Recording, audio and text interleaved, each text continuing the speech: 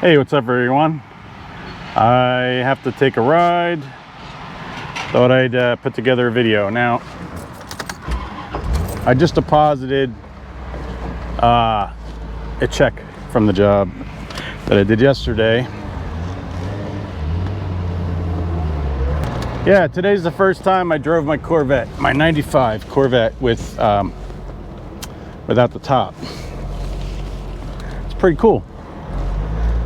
But the truck, the car definitely handles a little different without the top. I can feel that. It's a little bit, it's not as, like I feel the car flexing a little more. Yeah, I'm gonna turn off the traction control. Who needs traction control in a Corvette, right?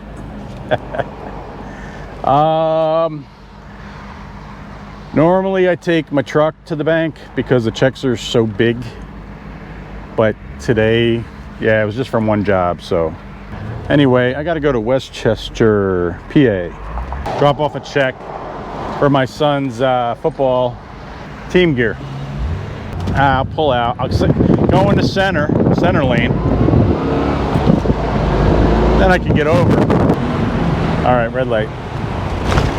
Well, yellow light, but let me talk about my business. For the last 3 years, I've been doing primarily plumbing, some electrical work. Now I'm kind of getting bored just doing plumbing. And well, that's actually kind of good because my channel is named Handyman Hustle, so I'm getting back into handyman work. So that's good for the channel, I guess, right? But I do like to be diversified, so I'll do everything, but I will keep my plumbing and electrical separate. Let me talk about where I started. Sorry. Where I started and kind of how I operated my business. Since 1996 is when I started. So, moved to Pennsylvania, and I had gone to school for electrical. There we go. Now, so 96 is when I moved to Pennsylvania. I already had schooling in electrical and had a couple years of elevator mechanic training in the IBEW, which is the electrical union in New York City. All right, started my handyman business after working for an electrician. He was a joke. Anyway, I worked for him for a little bit. Then I started my own business. I was charging $15 an hour. I remember my first job. I was resetting walkway stones. All right, so then in 2000, I started buying rental properties. I accumulated about 12 properties, and I had 8 of them rented out at one time. I flipped a couple, bought and sold a few times. That was fun. 2006 is when I sold everything. So when I got into rental properties, I let my contracting business completely go. I had a lot of repeat customers. I had to start all over again. So I did that and went back into just general construction, home improvements, and handyman work. And then up till about, well, in 2010, I also bought a stump grinder. I started a stump grinding business. That did pretty well. I had to sell my house in 2018 because of divorce. I bought another house. Been living there for 3 years. That was 2018. Anyway, shortly after I moved there, I was in a new area, so I didn't have any stump grinding business. And I decided to sell the stump grinder. Got out of stump grinding. And I focused on plumbing and electrical. And junk removal. I started 2 separate businesses. Then I got the dumpsters. I started renting them. But anyway, I've been a contractor since '96. Owned a few different businesses. I've had investment properties. I was a real estate investor, landlord, plumber, electrician, owned all these businesses. I've also had online businesses. I manufactured. I'm an inventor. I've been building and fixing things, and I've been an entrepreneur my whole life.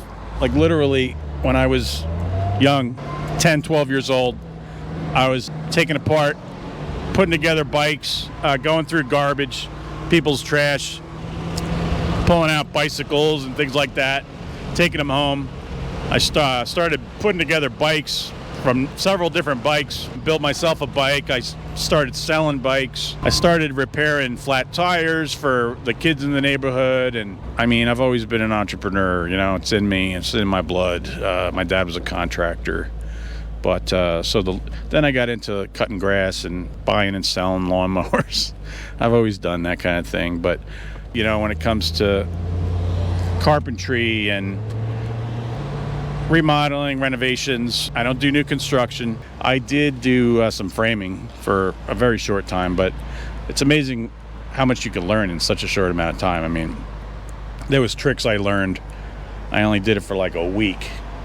And those tricks that I learned, I still use today. So if you're young, don't underestimate, you know, getting experiences. When I was young, I used to go from job to job, but I went from different types of businesses, and you know, so I was able to accumulate this knowledge pretty quickly, you know. And then when I started my handyman business, I remember being on top of a roof reading the instructions on the shingles. I always like to do things right, so like reading directions on things, even though I was at the time didn't know what I was doing, right? I was teaching myself, but by learning the right way, I took pride in that I did things right, not just to get them done. What's to come in the future? More plumbing, electrical videos, handyman, dumpster rentals, junk removal, stump grinding. I will be doing stump grinding, definitely. That's a great business. If anyone out there has ever tried it, you can make a ton of money. You can really turn it into a business. I kind of recommend doing it as a part-time business and not working for tree companies, because you're just a sub and you can't make that much money. And I mean, you can make money, but you got to be working all the time, and you're going to be putting tons of hours on your machine, when it'd be better to just build it with homeowners and only work for them. Maybe a couple landscaping companies. I've done that, but you can make the most money working for yourself, working for homeowners. I was making, when I stopped, almost never less than $300 an hour, but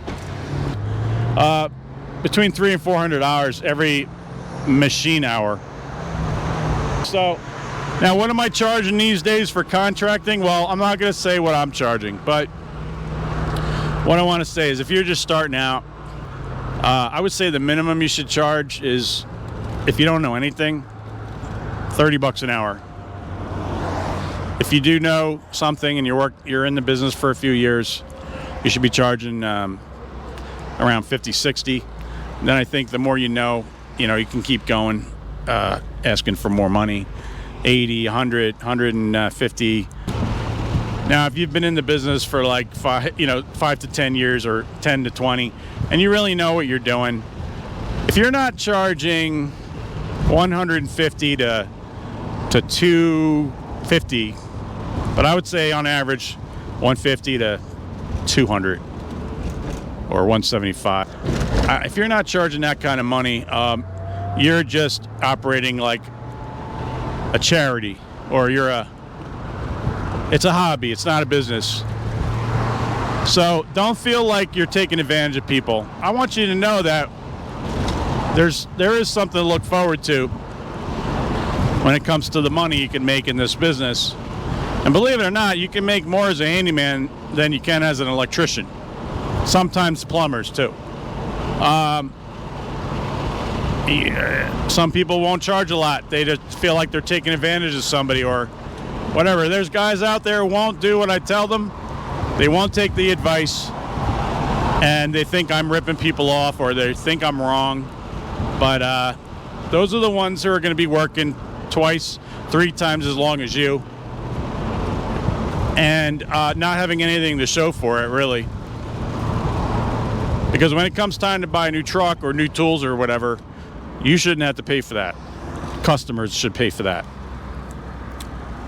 And they'll pay for that in you charging what you should. Please like and subscribe and hit notifications so you don't miss my next video.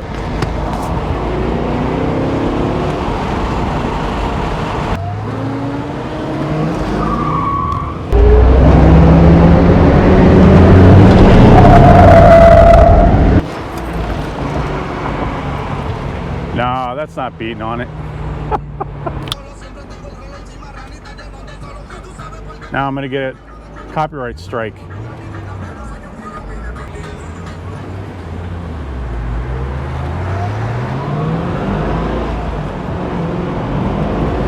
Oh. Looked like a cop. Nope, wasn't.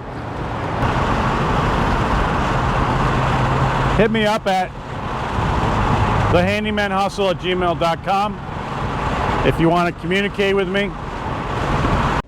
Well, thanks everyone for watching the video. Please check me out on Instagram at Handyman Hustle, and I will start posting pictures there, as well as past projects going back about 20 years. So anyway, thanks again, and we'll see you on the next video. Take care.